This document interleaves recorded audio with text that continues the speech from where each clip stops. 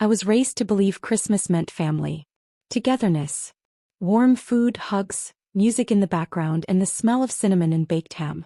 Growing up, my parents always made a big deal out of it. We weren't rich, but Christmas was sacred. It was our time to come together, to feel like we mattered to one another. I never missed a single Christmas with them, not once. But this year, just a few days before Christmas, I got a short call from my sister. She sounded tired, almost rehearsed. "Hey, just wanted to let you know. Christmas is cancelled this year. Everyone's feeling the pinch. Too expensive for a big gathering." That was it. No real emotion. No discussion. Just cancelled. I sat there in silence after the call ended. It felt cold. Not just the weather outside, my heart felt cold. I offered to help with food, said I could bring something, even suggested a potluck style to make it easier. But she gently shut it down. "Let's just skip it, sweetie. We'll all catch up next year." So I stayed home. Just me, my dog, and a warm blanket. I didn't even decorate. What for? I microwaved leftovers and pulled out some old photo albums, flipping through pages of past Christmases. Laughter, gifts, matching pajamas. All of them smiling, arms around each other. My eyes burned, but I told myself, maybe they really couldn't afford it this year. Maybe it was just bad timing. That night around 8:30 my phone buzzed. A notification from Facebook. My cousin had posted photos and accidentally tagged me. My heart stopped. They were at a resort. A full barbecue. Fancy food. Dancing. Champagne. Everyone was there. Smiling. Laughing. Everyone, except me. Christmas has always meant more to me than just a holiday. It's not about the gifts or the fancy meals. It's about the feeling. That sense of belonging, of love, of being wrapped in something warmer than any blanket. When I was little, my mom would start prepping days in advance. The kitchen would smell like cloves, cinnamon, and roasted turkey. She'd hum while she cooked, moving around like she was dancing. Dad would be outside climbing a shaky old ladder, putting up lights even when the wind nipped at his fingers. He'd grumble, but he'd do it anyway because he knew how much it meant to us. As I got older, I took over a lot of the planning. Even after I moved into my own home, I still came early to help Mom in the kitchen, or sometimes I'd host it myself. I didn't mind the work. It filled me with purpose. Seeing everyone come together, hearing the laughter echo through the house, it reminded me of what mattered. Especially after I lost my husband 3 years ago. That first Christmas without him was a blur. I could barely breathe through the ache in my chest, but I still made dinner. I still put up the tree. Because I needed something to hold on to. And my family showed up that year, wrapping me in warmth when I felt like I was falling apart. They helped me survive it. So I thought after everything we had that kind of bond. The kind you don't break, especially not at Christmas. So when my sister called and told me Christmas was cancelled, it felt like a punch to the gut. Her voice was calm, almost too calm. "We'll just skip it, sweetie. Too much going on, money's tight." I offered to help. I told her I'd cook the whole meal, bring it over, or even host if it made things easier. But she just brushed it off, saying, "No need. It's just 1 year." But it wasn't just 1 year. It was the year I needed them most. And they knew that. So when I was left sitting in my quiet house, no lights, no dinner, no laughter, just the hum of the heater and the weight of silence, I felt something crack inside me. Christmas morning came and went like any other winter day. No sounds of kids running down the hall. No smell of cinnamon rolls or fresh coffee. Just silence. I woke up to the gray light filtering through the window, and for a few seconds I let myself believe it was just a slow start. That maybe someone would surprise me, show up at my door. But no knock came. No text. No call. The house felt colder than usual, even though the heater was running. I wrapped myself in my old cardigan, the one my husband used to call my Christmas armor, and shuffled into the kitchen. I didn't bother making anything special. Just pulled out a frozen meal from the back of the freezer. Turkey and stuffing, the kind that gets soggy in the microwave. I sat at the kitchen table while it spun in the microwave and tried not to cry. When it was ready, I placed the tray in front of me. No table setting. No candles. Just a paper napkin and a quiet room. I said a small prayer before eating, even though I wasn't sure what I was praying for anymore. Strength? Understanding? Forgiveness? After lunch, I turned on It's a Wonderful Life. My husband and I used to watch it every year. It was our tradition. We'd laugh, cry, and quote the lines out loud like kids. Watching it alone was different. The moments that once brought comfort now felt sharp. When George Bailey hugged his family and the town rallied around him, I felt tears slide down my cheeks. I wiped them quickly like someone might see me even though I was completely alone. Later in the afternoon I went to the closet and pulled out the old photo albums. It was something I hadn't done in a while. The pages were worn, the corners curling a little, but the photos were bright. There we were, all of us around the tree. My brother carving the turkey. My niece dancing in her Christmas dress. My mom in her apron waving a wooden spoon. And then, there he was. My husband. His arms around me, his smile wide and soft like he was just happy to be there. I stared at that photo for a long time. My fingers touched the image like I could pull him back through it. That was a different time, when family meant something. When I felt like I belonged. So I tried not to get bitter. I reminded myself they must really be struggling. Times are hard. Groceries cost more, gas prices are up, and not everyone has the extra to spend. Maybe they didn't mean to hurt me. Maybe this was just survival. I held on to that thought like a life raft, repeating it in my mind. They must really be struggling. They didn't do it to be cruel. But that thought would only hold for a little while. Because that night everything changed. That evening, after the long, quiet day, I settled into the couch with a blanket and my dog curled at my feet. I was halfway through a crossword puzzle, trying to distract myself, when my phone buzzed. I almost ignored it. But something told me to check. It was a Facebook notification. My cousin Lisa had tagged me in a post. At first I thought it was an old memory or maybe one of those throwback Christmas posts. But as I tapped it open my whole body froze. It wasn't a memory. It was live. Photos. Dozens of them. My family. At a resort. Laughing. Dancing. Holding champagne flutes under twinkling patio lights. A DJ booth set up by the pool. People cheering in the background. Tables full of catered food. Shrimp platters, roast beef, a chocolate fountain. A full-blown party. And right there, clear as day, my parents. Dad wearing his red sweater holding a plate piled with ribs. My sister in a sparkly dress arm in arm with her husband. Even my brother, who had sworn he couldn't afford gas money this month, was grinning beside the bar with a cocktail in hand. They were all there. Every single one of them. Except me. I stared at the screen numb.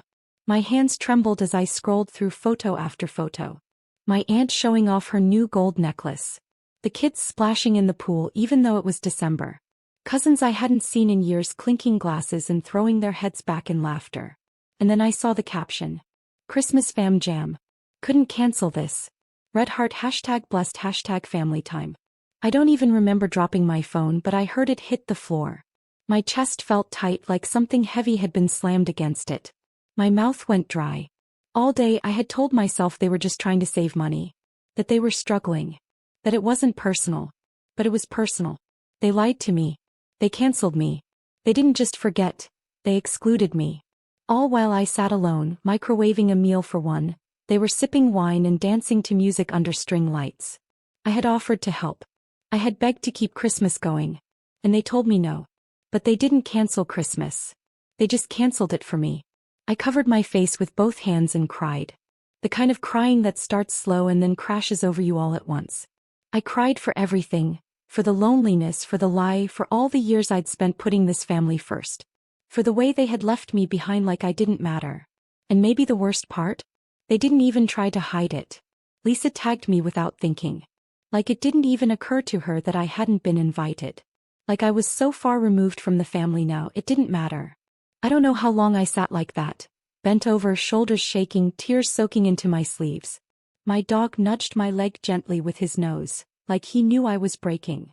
And I was. But then something shifted. I sat up. Wiped my face. Took a deep breath. And for the first time in a long while I didn't feel weak. I felt done. Done making excuses for people who clearly didn't value me. Done forgiving without acknowledgement. Done being the one who shows up while everyone else chooses convenience. Enough was enough. And just like that my tears dried. Because I realized something that night. When people show you who they are, believe them. The next morning I was still running on little sleep.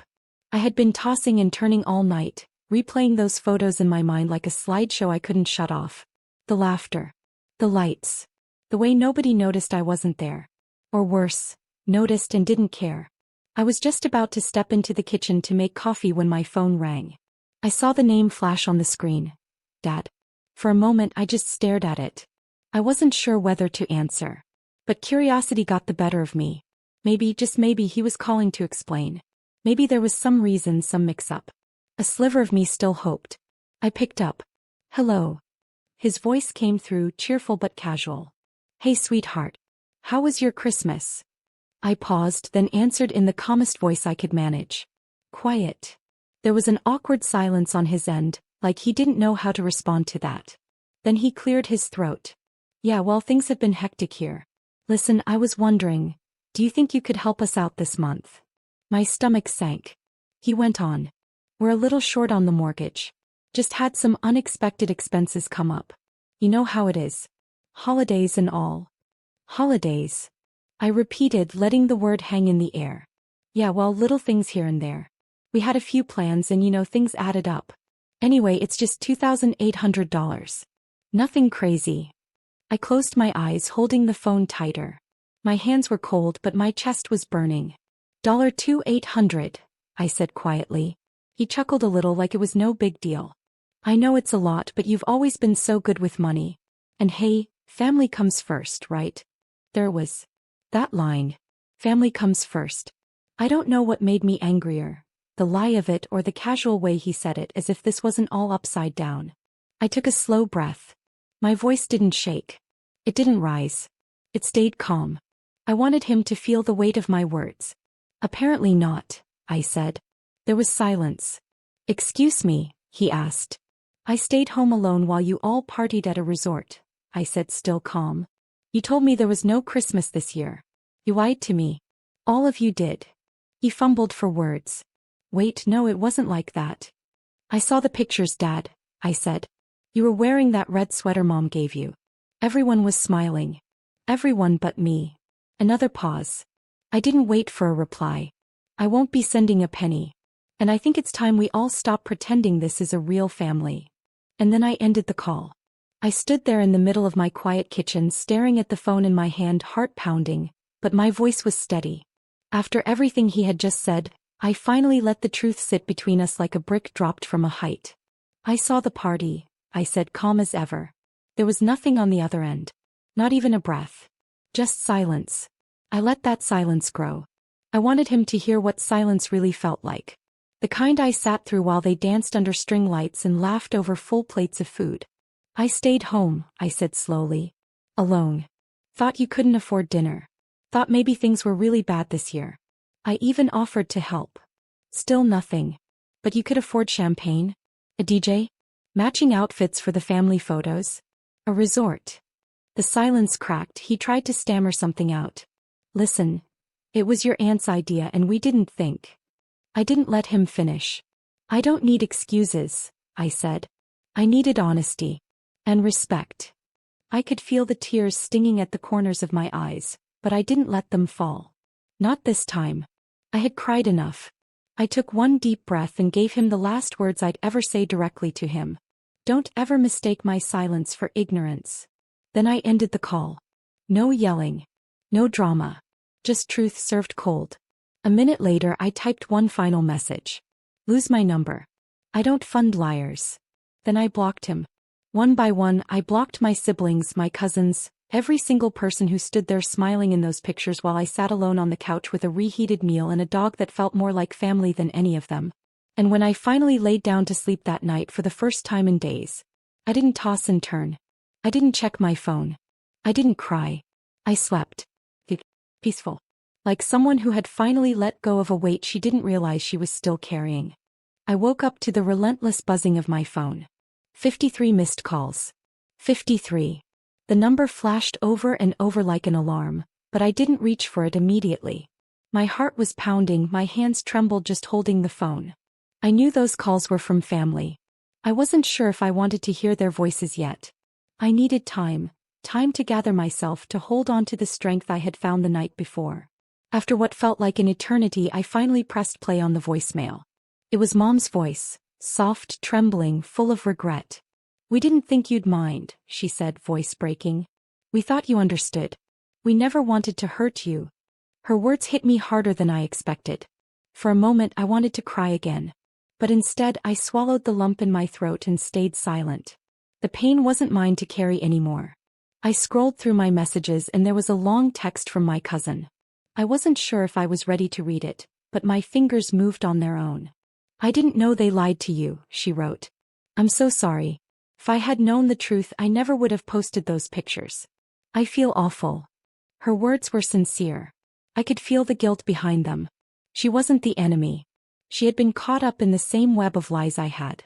It was a painful reminder that sometimes even family can be trapped in their own version of truth. Then my siblings started texting one after another.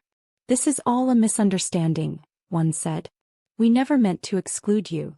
Another text popped up. "We thought you were okay with skipping Christmas. You didn't say anything." Reading their messages, a bitter feeling crept up inside me. How easy it was for them to rewrite the story, to erase the nights I stayed up helping with Christmas preparations, the dinners I cooked, the gifts I wrapped. How easy it was for them to pretend nothing had happened. I thought about all the years I had been the glue holding us together. How I was always the one to make sacrifices. The one who offered help without hesitation even when I had little to give. The one who picked up the pieces when everything fell apart. I was the backup plan when no one else showed up. I was the one who swallowed my own hurt to keep the family peace. But this time I realized something important. I was done being the fixer, the peacemaker, the silent sufferer. I wasn't their safety net anymore. I had spent too long bending, giving, and forgiving, and it had come at the cost of my own dignity and happiness. Choosing myself was not selfish. It was necessary. I didn't pick up the phone. I didn't answer the texts. I sat quietly, breathing deeply and letting the silence speak for me. I wanted them to know that this time I was serious. I wasn't just upset or hurt. I was setting a boundary. For the first time in years I chose peace over pain. I chose to stop running toward those who ran from me. I chose to protect my heart instead of breaking it over and over again. And while the silence was heavy, it was also healing. Maybe one day they would understand. Maybe one day the cracks in our family's facade would open wide enough for truth and forgiveness to grow. But today I chose me. And for the first time in a long time that choice felt like freedom. The new year arrived quietly. No noisy family gatherings. No awkward dinners or forced smiles. Just calm. I woke up that first morning with a strange feeling. A weight had lifted off my chest. The anger, the sadness, the loneliness from the holidays were still there, but they didn't feel so heavy anymore. Instead I felt lighter, almost peaceful.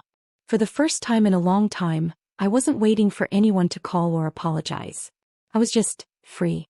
I decided I needed a fresh start, not just with the calendar year but with myself.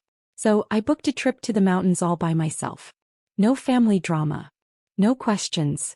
Just me, fresh air and quiet. I thought about what I really needed.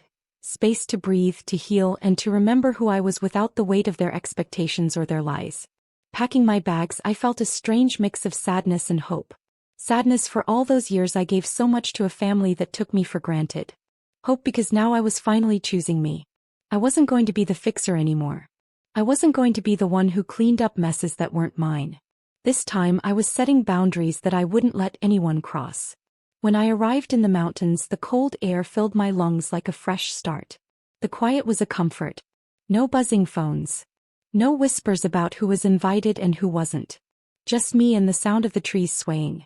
Every morning I woke up feeling a little stronger, a little more myself. The peacefulness around me seeped into my heart, washing away the bitterness and hurt. I thought about all the Christmases before, how I used to decorate the house, cook the big meal and try to keep the family together. How much effort I put in so everyone else could have a good time. But now, sitting alone in my cozy cabin, I realized how much I had given without getting much back.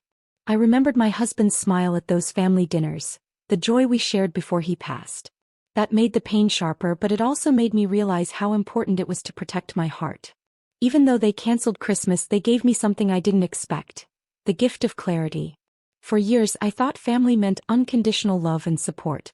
But sometimes family can hurt you more than anyone else. And sometimes the love you need most is the love you give yourself. I don't regret blocking them, not one bit. I don't regret walking away from people who lied to me, who made me feel invisible, who expected me to be their safety net but wouldn't stand by me when it counted. It wasn't easy. It hurt more than I can say. But I learned that sometimes, the strongest thing you can do is say no, to protect your peace, your dignity, and your soul. Now I'm learning to be kind to myself, to listen to my needs and honor my feelings. I'm learning that it's okay to be alone, because being alone doesn't have to mean being lonely. It means I'm free to find joy on my own terms, to build new memories that aren't clouded by pain or betrayal. This new year I am finally at peace. I'm stronger than I was before, not because I fought anyone but because I chose myself. I found the courage to walk away from the past and step into a future where I am valued and respected, not just by others but by me. They canceled Christmas, but they didn't cancel my worth. They didn't cancel my hope. They didn't cancel my heart's ability to heal and grow. And that, to me, is the best gift anyone could ever give.